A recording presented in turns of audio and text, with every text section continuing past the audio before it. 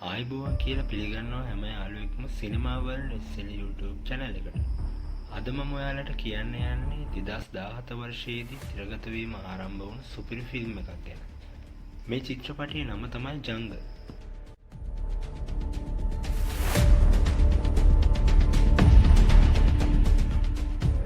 මේකේ ප්‍රධාන චරිතයට පනවන්නේ සුප්‍රසිද්ධ හැරි පොටර් චිත්‍රපට මාලාවේ හැරි පොටර්ගේ චරිතය රඟ දක්වපු ඩැනියල් රැඩ්ක්ලිෆ් කියන නළුවා. ඉතින් අපි දැන් කතාවට යමු. මේ කතාවේ කතානායකයා තමයි යොසි. එයා අවුරුදු 3ක් හමුදාවේ ඉඳලා 1980 වර්ෂයේදී ඊශ්‍රායලයෙන් පිටත් වෙලා තියෙනවා. එයා සාමාන්‍ය විදිහට ජීවත් වෙන්න කැමති කෙනෙක් නෙවෙයි. එයා අලුත් දේවල් හොයාගෙන යන්න, ගවේෂණය කරන්න, නැතිවෙච්ච ගෝත්‍ර හොයන්න, හැංගුණු නිදාන හොයන්න වගේ දේවල් වලට යොසි ගොඩක් ආසයි. ඒ හේතුව නිසා තමයි යොසි හමුදාවෙන් ඉවත් වෙලා දකුණු ඇමරිකාවේ තියෙන බොලිවියාවට එන්නේ. බොලිවියාවේ සංචාරය කරන යොසි දවසක් නගරයකට එනවා. මේ නගරයේ අසල විශාල විලක් තියෙනවා. ඒ ටිටිකාකා විල.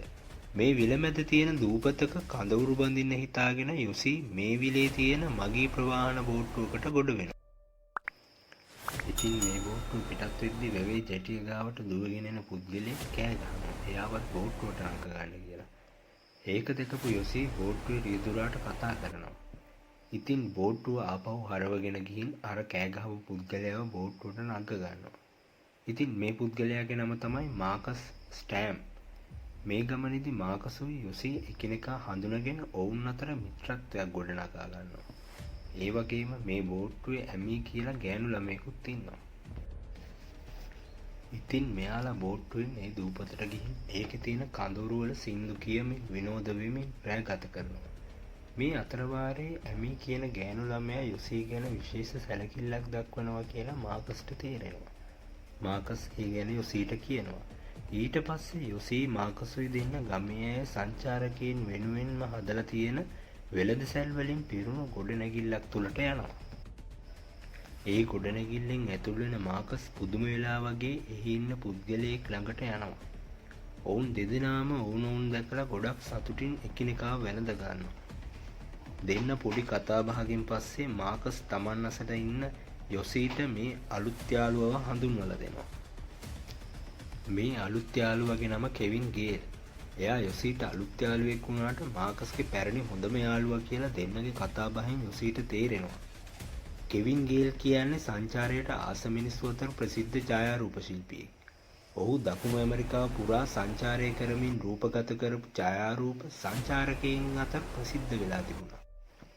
ඉතින් මේ අලුත් යාළුවා කෙවින් මාකසුයි යොසි එක්ක එකතු වෙනවා. ඔය අතරේ යොසිට ආයෙත් ඇමීව දකින්න ලැබෙනවා. ඉතින් යොසි ඇමීත් එක්ක ඇමීගේ කූඩාරම වෙත යනවා. එදා රෑ ඇමී ශාකයකින් හදපු මත් වෙන පානයක් යොසිට හදලා දෙනවා. දෙන්න එක්කම ඒක බීලා හොඳටම මත් වෙලා කූඩාරමේ රැය පහන් කරනවා. පහුවෙනිදා යොසි මාකසුයි කෙවිනුයි බොලිවියාවේ ලාපාස් නගරයට පිටත් වෙලා යනවා. මෙතනදි තමයි එයාලගේ ජීවිතේ උඩු යටිකුරු කරන පුද්ගලයාව එයාලට මුණ ගැහෙන්නේ. යොසි තනියම නගරයේ පාරක් දිගේ ඇවිදගෙන යද්දි මිනිස්සෙක් එයාව දකිනවා. පස්සේ ඒ මිනිස්සයා යොසි පස්සේ යන්න පටන් ගන්නවා. "ඔබ ඇමරිකානුවෙක්ද?" යොසි පස්සෙන් ආපු මේ මිනිස්සයා අහනවා. ඒ කටහඬ ඇහිලා ආපස්සට හැරුණු යොසි නෑ කියලා උත්තර දෙනවා. හැබැයි ඊට පස්සේ අපිට පෙන්නනවා යොසි මේ මිනිස්සයත් එක්ක මේසෙක වාඩි වෙලා කතා කර ඉන්නවා. මේ මිනිස්සයාගේ නම කාල්. ඔහු යොසිට ඡායාරූප වර්ගයක් පෙන්නනවා. ඒ ඡායාරූප වල ඉන්නේ කාටවත් අහන්න ලැබිලා නැති කැලෑවක් මැද ජීවත් වෙන ගෝත්‍රික වර්ගයක්. ඉතින් මේ විශාල කැලෑවස්සේ ගෝත්‍රික වර්ගයක් හොයන එක ලේසි වැඩක් නෙවෙයි. ඒත් කාල් මේ ගැන හොඳින්ම දන්න කෙනෙක් විදියට යොසිට මේ ගැන පැහැදිලි කරනවා. අලුත් දේවල් හොයන්න යන්න ආසාවෙන් ඉන්න යොසිට මේ ගමන ගැන ලොකු ආසාවක් ඇති වෙනවා. ඉතින් යොසි තමන්ගේ නවාතැන්පලට ආපු ගමන්ම කරන්නේ තමන්ගේ යාළුවෝ දෙන්නට මේ ගමන ගැන විස්තර කරනවා. ඒත් මාකස් වගේම කෙවිනුත් හිතන්නේ මේ ගමන පිස්සුවක් වගේම යොසිට කතා කරපු කාල් කියන මිනිස්සයත් බොරුකාරයෙක් කියලා. ඒත් හැමෝම යන තැනක සංචාරය කරනවට වඩා කවදාවත් මිනිස්සු සංචාරය නොකරපු අත්දැකීමක් විඳින්න ආසාවෙන් ඉන්න යොසි මාකසුයි කෙවිනුයි එක්ක ගොඩක් මේ ගැන තර්ක කරනවා. අන්තිමේදී යොසී කොහොම හරි කෙවිනුයි මාකසුයි කාල්ව මුණ ගැහෙන්න කැමති කරව ගන්නවා. ඉතින් පහුවෙනිදා මේ තුන්දෙනාම කාල්ව මුණ ගැහෙන්න යනවා. කාල් එයාලට සිතියමක් පෙන්නනවා. ඒ සිතියමේ තියෙන්නේ එයාලා යන්න ඕන පාර නිකම්ම කඩිරි වලින් ලකුණු කරලා විතරයි. ඉතින් මේක දැකපු කෙවින් කියනවා මේ සිතියම නම් වැඩකට නැහැ. මේකෙන් පාරවල් හොයාගන්න බැහැ කියලා. එතකොට කාල් එයාගේ ඔළුව පෙන්නලා කියනවා පාරවල් තියෙන්නේ මෙන්න මෙතන. මම ඔයාලගේ මඟ පෙන්වන්න වෙන්න. මම ඔයාලව ටොරොමොනාස් ගෝත්‍රිකයෝ ගාවට ගෙනියන්නම් කියලා. කාල් එහෙම කියලා එයාගේ ගමන් මාර්ගය ගැන පැහැදිලි කරනවා. ඒත් කෙවින් කියනවා මං කවදාවත් ටොරොමොනාස් කියලා ගෝත්‍රික වර්ගයක් ගැන අහලා නැහෙනි කියලා. එතකොට කාල් කියනවා ඒක ඇත්ත.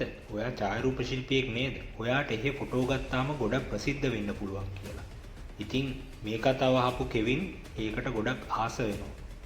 ඉතින් අන්තිමට යාළුවෝ තුන්දෙනා එකතු වෙලා කතා වෙනවා මේ ගමන ගැන. යොසී වගේම කෙවිනුත් මේ ගමනට කැමති වෙනවා. මොකද කෙවින්ට ගොඩක් වටින ෆොටෝ ගන්න පුළුවන් කියලා කෙවින්ට තේරුණ නිසා. හැබැයි මාකස් තවත්මත් මේ ගමනට අදිමදි කරනවා.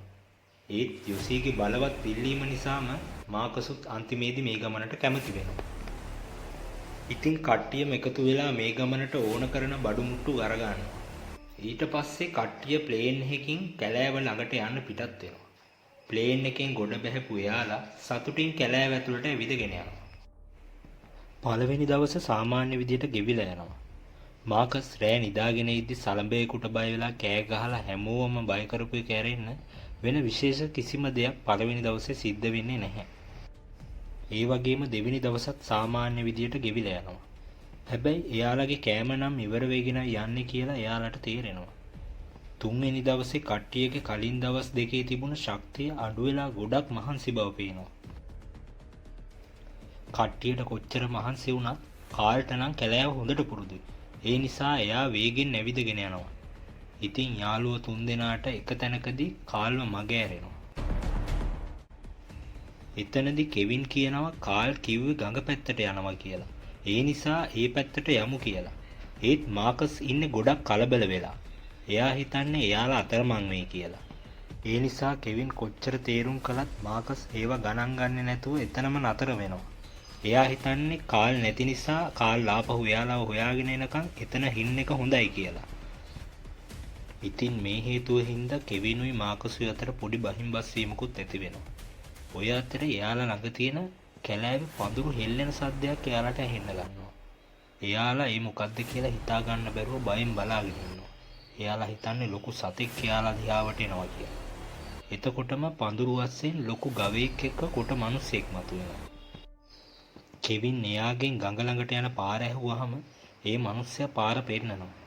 ඊට පස්සේ එයාලට කාල්ව හම්බ වෙනවා. ඒ වගේම එයාලට ගෝත්‍රික ගම්මානයකුත් හම්බ වෙනවා. ගම්මානේ දැක්කම යාළුවන්ට ගොඩක් සතුටුයි. එයාලා ඇඳුම් නැතුවම ගඟට බැහැලා හොඳට නා ගන්නවා. එයාලා නාද්දි සද්දයක් ඇහිලා පිටිපස්ස හැරිලා බලන යොසී දකිනවා ගෝත්‍රික ගෑනු අය සේරම එයාලා දිහා hina වෙවි බලන් ඉන්නවා කියලා. එදා රෑ අලුතින් ආපු අමුත්තු වෙනුවෙන් ගමේ අය එයාලගේ සාම්ප්‍රදායික සංග්‍රහයක් රැස්ති කරලා තියෙනවා. ඉතින් හැමෝම ඒ රාත්‍රිය සතුටින් ගත කරනවා. පහුවෙනිදා උදේ මාකස් එයාගේ කකුලට බෙහෙත් කරනවා පෙන්නනවා. දවස් ගාණක් සපත්තු මේස් දාගෙන ඇවිදලා මාකස්ගේ කකුල් දෙක හොඳටම තුවාල වෙලා කියලා පේනවා. මාකස් තුවාල වලට බෙහෙත් දානවා. ඒක දැකපු ගොඩක් අය මාකස්ට කියලා තුවාල වලට බෙහෙත් දාගන්න පොලිමේ එනවා.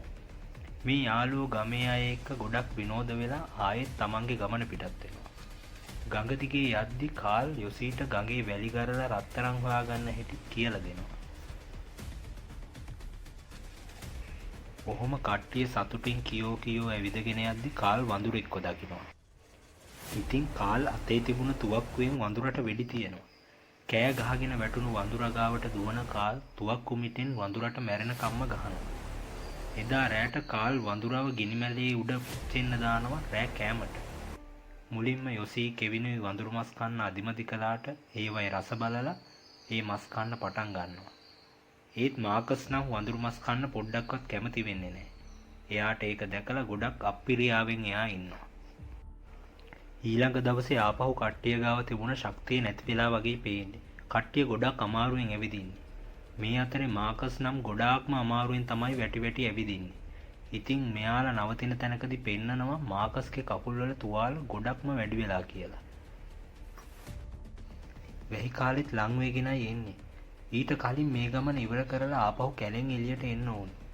ඒත් මාකස්ට හරියට ඇවිද ගන්නවත් බැරි නිසා මේ ගමන ගොඩක් පරක්කු වෙනවා කියලා යොසී කෙවිනුයි කතා වෙනවා. මේ ගැන එයාලා මාකස්ට නොකිව්වත් මේ හේතුව හින්දා යොසී කෙවිනුයි මාකස් එක්ක අවුලෙන් ඉන්නේ කියලා මාකස්ට හොඳටම තේරෙනවා. එදා රෑ යොසී කෙවිනුයි එයා එක්ක කතා නොකර නිදාගන්න යන්න හදන නිසා මාකස් යොසීට කියනවා මගේ කකුල තුවාල වුණ එක මගේ වරදක් නෙවෙයි. මට සමා වෙන්න මම හිතලා කරේ නැහැනේ කියලා. ඒකට වචන කීපයකින් උත්තර දෙන යොසීත් මාකස් එළියේ ඉද්දි නිදා ගන්න යනවා. මාකස් මේ නිසා ගොඩක් හිතේ අවුලෙන් හඬනවා. පහුවෙනිදා මාකස්ගේ කකුලේ ප්‍රශ්න නිසා එයාලගේ ගමන ගැන කාලුයි යොසී කෙවිනුයි කතා වෙනවා. ටොරොමොනාස් ගෝත්‍රිකයෝ ඉන්න චිකෝ වලට යන්න තව දවස් 3-4ක්වත් යන නිසා මාකස්ට යන්න අමාරු වෙයි කියලායි කාල් කියන්නේ. ඒ නිසා ආපහු හැරිලා යමු කිව්වහම යොසී කෙවිනුයි ඒ අදහසට කැමති වෙන්නේ නැහැ. ඉතින් මාකස්ගේ ප්‍රශ්න ගැන කට්ටිය ඔහොම කතා වෙද්දි කෙවින්ට පහුරක් හදාගෙන ගඟ දිගේ යන්න අදහසක් එනවා. ඒත් කාල් ඒ අදහසට කැමති වෙන්නේ නැහැ. එයා කියනවා ඒක ගොඩක් අවදානම් වැඩක් කියලා. ඒත් යොසී මාකසුත් මේ අදහසට කැමති වෙන හින්දා කාල්ටත් ගඟ දිගේ යන්න එකඟ වෙන්න සිද්ධ වෙනවා. ඊට පස්සේ කට්ටියම එකතු වෙලා පහුරක් හදන්න පටන් ගන්නවා. පහුර හදලා 4 දෙනාම පහුරට නැගලා ගඟ දිගේ හබල් ගාගෙන යනවා. පහුර හිමින් හිමින් ඉස්සරහට යද්දී ලොකු හැඩපාරකට අහු වෙනවා. ඒ නිසා මෙයාලට හබල් ගහලා පහුර පාලනය කරගන්න බැරි වෙනවා. යාළුවෝ 3 දෙනා කලබල වෙලා කාල්ගෙන් උදව් ඉල්ලනවා පහුර පාලනය කරගන්න.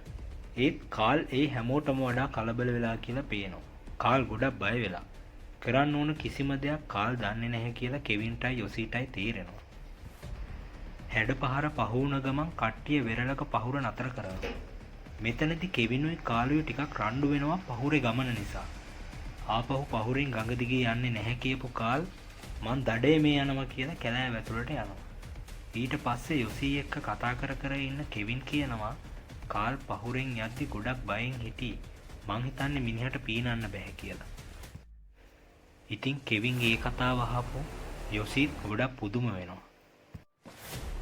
කොහොම හරි කට්ටිය එකතු වෙලා ආපහු පහුරෙන් ගමන පිටත් වෙන්න හදද්දි කාල් ඒකට අකමැති වෙනවා. කාල් කියනවා එයා පයින්න මේ ගමන යනවා කියලා. ඉතින් කාල් පහුරෙන් යන්න අකමැති වුණ නිසා ගමන ආයෙත් නතර වෙනවා. යොසී කෙවිනුයි කතා වෙනවා ගඟ දිගේ පහුරෙන්ම යන්න. ඒත් එයාලා මාකස්ව එයාලා එක්ක ගෙනියන්නේ නැතුව ඉන්නයි කතා වෙන්නේ.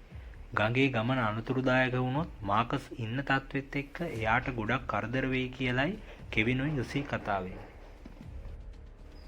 ඒ වගේම මාකස් මේ ගමන එයාලත් එක්ක එක්කන් ගියොතින් එයාලට ඒකිනුත් ලොකු බාධාවක් ඇති වෙයි කියලා දෙන්නගෙම හිතවල තියෙනවා කියලා ඒ දෙන්නගේ හැසිරීමෙන්ම පේනවා. ඊට පස්සේ යොසී මාකස් ඉන්න තැනට ගිහින් මාකස්ට එයාලා කතා වුණ දේවල් පැහැදිලි කරනවා. මාකස්ට කාල් එක්ක පයින් යනවද නැත්නම් කෙවින් එක්ක පහුරෙන් යනවද කියලා තීරණය කරන්න සිද්ධ වෙනවා. ඉතින් මාකස් තෝරගන්නේ කාල් එක්ක පයින් මේ ගමන යන්න. මොකද මාකස් තමා මේ කැලෑවේ පාරවල් ගැන හොඳින්ම දන්නේ. ඉතින් ඔය විදියට මාකස් කාල් එක්ක යන්නත් යොසී කෙවින් එක්ක යන්නත් එකඟ වෙනවා. ඉතින් පහුරෙන් ගමන පිටත් වෙන්න හිතාගෙන ඉන්න කෙවින්ටයි යොසීටයි කාල් සිතියම පෙන්නලා එක තැනක් පෙන්නනවා. එයා කියනවා එතනින් එහාට ලොකු බෑවුමක් තියෙනවා. ඒ හින්දා එතනම දකුණු පැත්තේ තියෙන වෙරළෙන් පහුර නතර කරගන්න. නැත්තම් ඔයාලා මැරිලා යයි කියලා. ඉතින් ඊට පස්සේ කාලුයි මාකසුයි යොසීටයි කෙවින්ටයි සමු දීලා කැලෑව ඇතුළට යනවා. කෙවිනුයි යොසීත් පහුරෙන් ගඟ දිගේ යන්න පටන් ගන්නවා. ඉතින් මෙයාලා ගඟ දිගේ හබල් ගාගෙන යද්දි කාල් මෙයාලට අනතුරු අඟවපු බෑවුමට මෙයාලා ලං වෙනවා. හැඩපාර සැර නිසා කාල් කියපු වෙරළට පාරුව පදින්න බැරි වෙලා පාරුව වේගයෙන් හැඩපාර දිගේ ඉස්සරහට ගහගෙන යනවා. එක තැනකදී ගඟ මැද තියෙන ලොකු ගලක පාරුව වැදිලා පාරුව ගලට හේතු වෙනවා. යොසී කෙවිනුයි පාරුවේ එල්ලිලා කරගන්න දෙයක් නැතුව ඉන්නවා. ඉතින් මේ වෙලාවේදී කෙවින් කියනවා එයා ගඟේ ඉවුරට පීනන්නම් කියලා. ඉවුරට පීනුවට පස්සේ කෙවින් වැලක් දාලා යුසීවත් ගොඩට ගන්නම් කියලා කියනවා. ඒත් යුසී නම් මේකට කැමති වෙන්නේ නැහැ.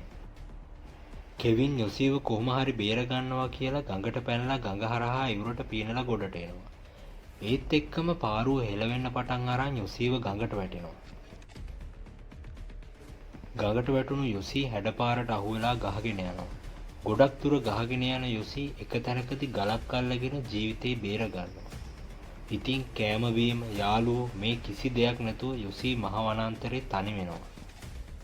යුසී බොහොම අමාරුවෙන් ඉවුරෙන් උඩහට නැගලා කෙවින්ගේ නම කියලා කෑ ගහනවා. ඒත් ඒ විශාල වනාන්තරේ සත්තුන්ගේ සද්ද ඇරුණම වෙන කිසිම දෙයක් ඇහෙන්නේ නැහැ. රෑ වෙද්දි වැස්සක් පටන් ගන්නවා. යුසී ලොකු ගලක් යටට වෙලා පළවෙනි රෑ ගත කරනවා. තනියම ඉන්න පළවෙනි දවස නිසා යුසී ඉන්න ගොඩක් බයෙන්. පහුවෙනිදා උදේ ඇහැරෙද්දී යුසීට ගඟ පැත්තෙන් පොඩි සද්දයක් ඇහෙනවා. ටක් ගාලා ගඟ ගාවට දුවන යුසීට ගඟේ හැඩපාර දිගේ ගහගෙන යන එයාලගේ බෑග් එකක් පේනවා. යුසී ඒක පස්සෙන් දුවලා ගඟට පැනලා බෑග් එක අල්ල ගන්නවා. ඒ බෑග් එකේ තිබිලා යුසීට සිතියමකුයි ටෝච් එකකුයි පොඩි පොඩි බඩු වගේක් හම්බ වෙනවා. ඊට පස්සේ යුසී කෙවින් හොයාගෙන ගඟ කිට්ටුවෙන් උඩහට එනවා. ඒත් එයාට කෙවින් ගැන කිසිම හෝඩුවාවක් ලැබෙන්නේ නැහැ. යුසී ඒ නිසා ගොඩක් මානසිකව වැටිලා කියලා පේනවා. ඒ දවසත් කිවිලා යනවා. පහුවෙනිදා උදේ යුසී සිතියම අරගෙන ඒක කොලේක ඇඳලා කෙවින්ට පණිවිඩයක් තියලා යුසී එතනින් පිටත් වෙනවා. ඔහොම කැලෑව මැදින් යද්දි යුසී පළතුරු ගෙඩි වගේක් දැකලා ඒව කඩා ගන්න ගහක් දිගේ නගිනවා. මේ ගහේ බෙනේක ඉන්න සර්පෙක් දකින යුසී බය වෙලා ආපහු බිමට පනිනවා. බය වෙලා බැහැයි කියලා හිතන යුසී ආපහු ගහට නැගලා අර සර්පයාව බිමට ඇදලා දාලා ලොකු ගලකින් සර්පයාගේ ඔළුවට මැරෙනකම්ම ගහනවා. ඉතින් එදා රාත්‍රියේ යුසී ගත කරන්නේ ගහක් මුල. නිදාගෙන ඉද්දි යුසීට රස කෑම බීම තියෙන ලස්සන ගෑනු ළමයෙක් ඉන්න හීන පේන්න ගන්නවා. හැබැයි යුසී හීනෙන් බය වෙලා ඇහැරෙනවා. ඔය විදිහට ඒ රාත්‍රියත් කිවිලා යනවා. පහුවදාත් යුසී සිතියම බලලා දිගටම ඇවිදගෙන යනවා. එහෙම යන අතරේ එක තැනකදී යුසී නළල දිහා බලනවා.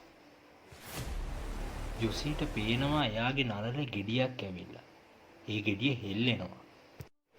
ඉතින් මේ දවසත් කිසිම විශේෂයක් නැතුව ගෙවිලා යනවා. එදා රෑ නිදාගෙන ඉන්න යුසීට කටහඬක් ඇහිලා ඇහැරෙනවා.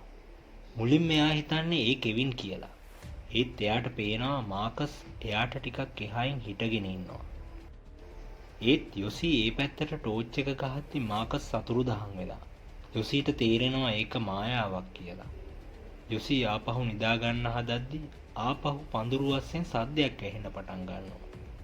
යුසීට තේරෙනවා මොකෙක් හරි දරුණු සතෙක් තමන් වටේ කැරකෙනවා කියලා.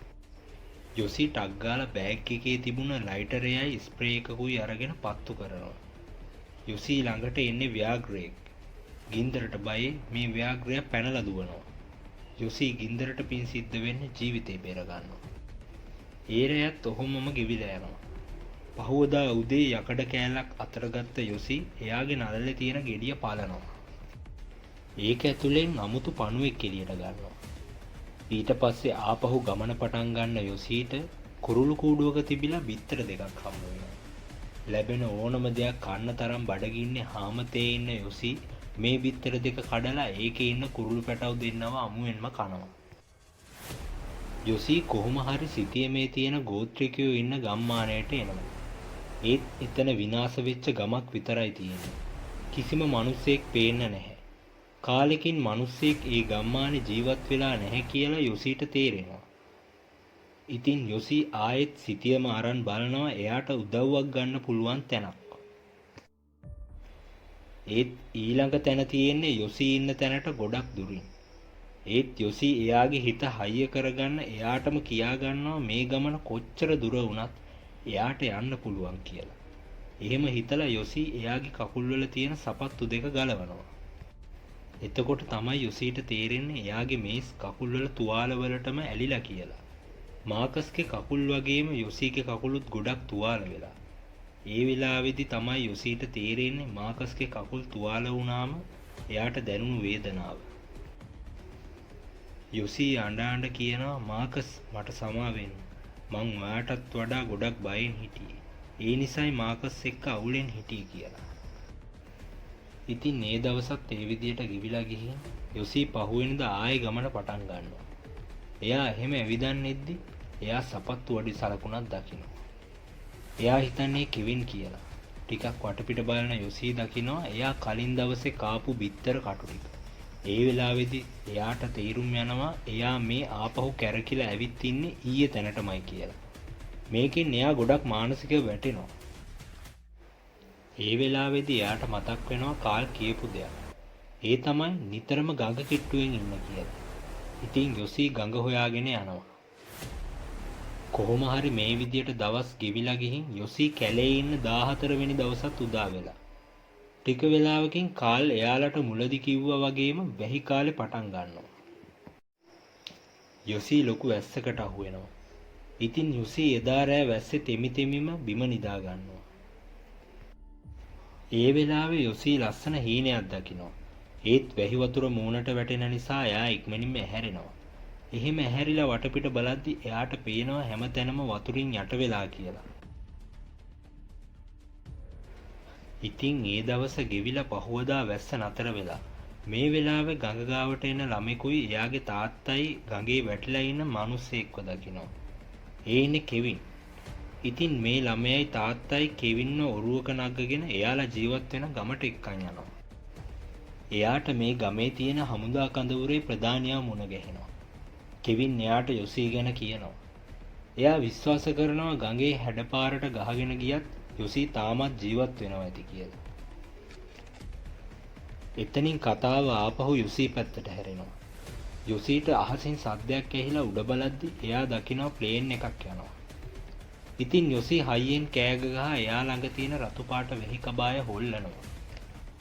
ඒත් යොසීව නොපෙනෙන තරම් ගොඩක් උඩිනුයි මේ ප්ලේන් එක යන්නේ. මේ ප්ලේන් එකේ යන්නේ කෙවිනුයි ගුවන් නියමුයි කියලා. කෙවින් අහනවා මේ යානාවට තව පාතින් යන්න බැරිද කියලා. එතකොට නියමුවා කියනවා ප්ලේන් එක තව පාත් කරන්න අමාරුයි කියලා. ඉතින් මේ හේතුව නිසා කෙවින්ට යොසීව මග ඇරෙනවා. ආපහු ගම්මානයට යන කෙවින් හමුදා ප්‍රධානියා මුණ ගැහිලා කියනවා එයාට යාළුවව හොයාගන්න තව උදව් ඕනේ කියලා. ඒත් ප්‍රධානියා කියනවා එයා දැන් සති 3කටත් වඩා කැලේ තනියම. ඉතින් එයා මේ වෙද්දි මැරිලා ඇති කියලා. ඒත් කෙවින් ඒක පිළිගන්න ලෑස්ති නැහැ. කෙවින් කියනවා එයා තනියම හරි ආපහු කැලෑවට ගිහින් යොසීව හොයා ගන්නවා කියලා. ඉතින් ප්‍රධානියා මේ කැලෑව ගැනත් ගඟ ගැනත් හොඳින් දන්න කෙනෙක් ගැන කෙවින්ට කියනවා. ඊට පස්සේ කෙවින් ගිහින් මේ මිනිස්සයාව මුණ ගැහිලා යාළුවගේ විස්තරය කියලා උදව් ඉල්ලනවා. මේ මිනිස්සයාගේ නම ටීකෝ. ටීකෝ කෙවින්ට කියනවා එයාගේ යාළුවා දැනටමත් මැරිලා ඇති කියලා. ඒත් ඒක පිළිගන්නේ නැති කෙවින් ටිකෝගෙන් දිගින් දිගටම ඉල්ලීම් කරනවා. කොහොම හරි කෙවින් ටිකෝ මේ ගමනට කැමති කරව ගන්නවා. ඊට පස්සේ කෙවිනුයි ටිකෝයි ගඟ දිගේ යොසීව හොයාගෙන යන්න පිටත් වෙනවා. ආපහු කතාව යොසී පැත්තට හැරෙනවා. යොසී කැලෑවේ නිදාගෙන ඉද්දි එයාට කවුදෝ ඈතින් අඬන සද්දයක් ඇහෙනවා. යොසී ඒ සද්ද ඇහෙන පැත්තට යද්දි එයා දකිනවා තරුණ ගෝත්‍රික ගෑනු ළමෙක් අඬ ඉන්නවා. ඒ ගෑනු ළමයා යොසීව දැකලා බය වෙලා කෑ ගහගෙන දුවනවා. ඒත් යොසී අතින් සංඥා කරලා එයාට කියනවා කලබල වෙන්න එපා. එයා කරදරයක් කරන්නේ නැහැ කියලා. ඒ ගෑනු ළමයාට ඉංග්‍රීසි භාෂාව නොතේරුණත් යොසීගේ හැසිරීමෙන් එයා තේරුම් ගන්නවා එයාට යොසීගෙන් කරදරයක් නැහැ කියලා. ඉතින් යොසී එයාගේ ගමනට මේ ගෑනු ළමයාවත් එකතු කරගන්නවා. යොසීට ඕනි වෙනවා මේ ගෑනු ළමයාව ආරක්ෂා කරන්න. මේ ගෑනු ළමයා ඉන්න එක යොසීට තරමක මානසික සහනයකුත් වෙනවා. ඒ නිසා යොසී එයා එක්ක තනියම කියව ගමන යනවා. එදා රෑ යොසී මේ ගෑනු ළමයාව Taman ළඟින් නිදි කරවගෙන එයාගේ ඇඟ උඩින් අතක් දාගෙන නිදා ගන්නවා. යොසී කියනවා බය නැතුව ඉන්න. දෙවියෝ අපිව බේරගනී කියලා. එහෙම කියද්දි යොසී නිදාගෙන ඉන්න තැන අපිට ඈතින් පෙන්නනවා. යොසී ළඟ කවුරුවත් නිදි නැහැ. යොසී තනියම කියව අත බිම දිගේ එහාට මෙහා යවනවා විතරයි.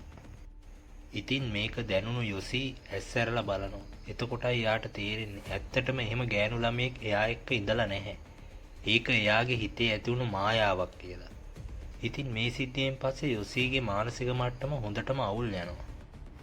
පහුවදා ආපහු ගමන පටන් ගද්දී යොසී පිස්සුවෙන් වගේ හැසිරෙන්න පටන් ගන්නවා. ඔහොම ඇවිදන් යද්දී යොසී මඩගොහරුවකට වැටිලා ඒකේ එරෙන්න පටන් ගන්නවා.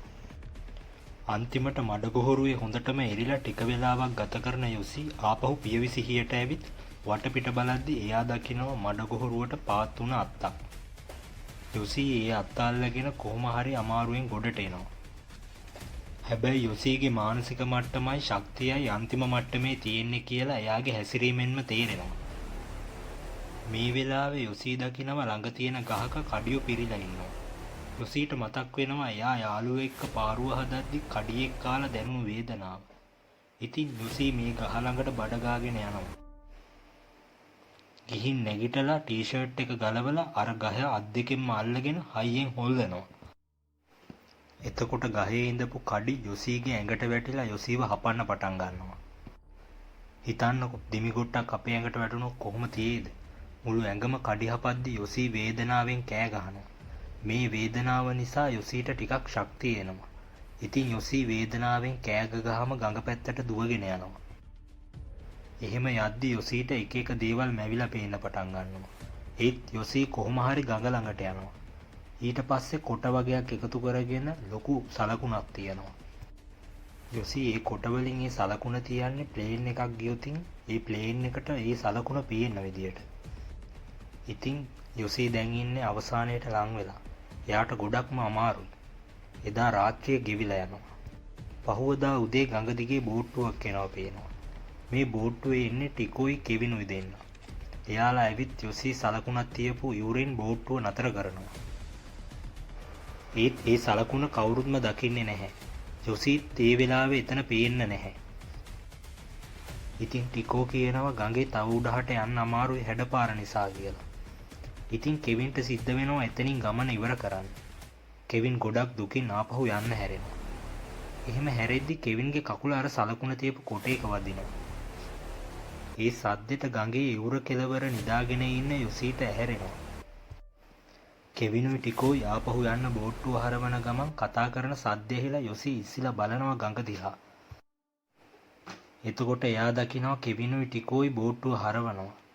ඒත් යොසීට කෑ ගහන්නවත් දුවන් යන්නවත් ශක්තියක් නැහැ. එයාට පුළුවන් වුණ එකම දේ අමාරුවෙන් නැගිටලා කෙවින් කියලා මුමුණන එක විතරයි. යොසී ගොඩක් දුකින් ඈතින් යන බෝට්ටුව දිහා බලාගෙන හිටියා. බෝට්ටුව ඈතින් නොපෙනී යන්න ඔන්න මෙන්න තියෙද්දි කෙවින් ආපහු ටිකක් හැරිලා බලනවා.